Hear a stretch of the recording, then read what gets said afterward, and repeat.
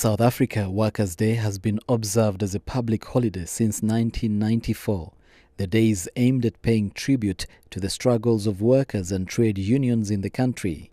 However, this year hundreds of mine workers in Marikana did not celebrate Workers' Day because their working conditions have not improved.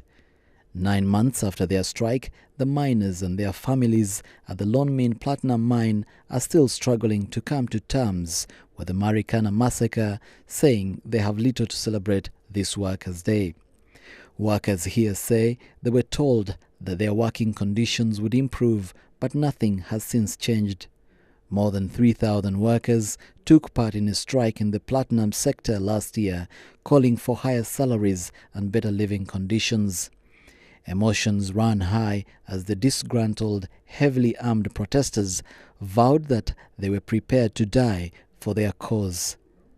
10 people were killed at the Lonmin Platinum Mine in the first week of the strike, and on the 16th of August, 34 of them were gunned down in bloody clashes with the South African police in Marikana near Rustenburg. The 6-week-long strike eventually ended when workers accepted a 22.5% increase across the board.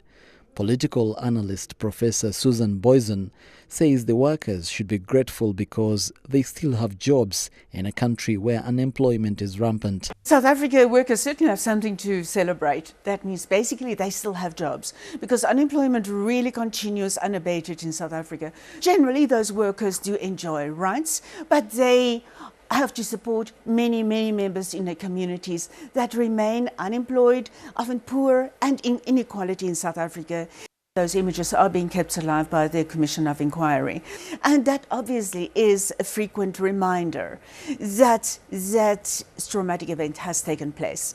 Workers' conditions in terms of wages have improved slightly, but much of the other conditions, living conditions, conditions at work, those are still the same. Meanwhile, Franz Baleni, Secretary General of the National Union of Mine Workers, says his organization is working hard to ensure that workers are not exploited.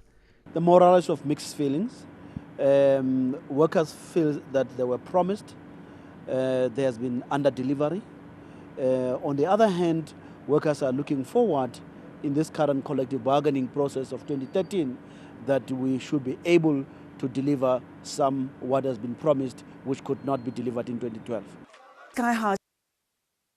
You can see some of these tensions, and we're hoping that over a period of time we should normalize life in that area, but never to forget those who have lost their lives, and we should always fight for a better wage and say their spirit must not be in vain. For ITV News, Hassan Islo reporting.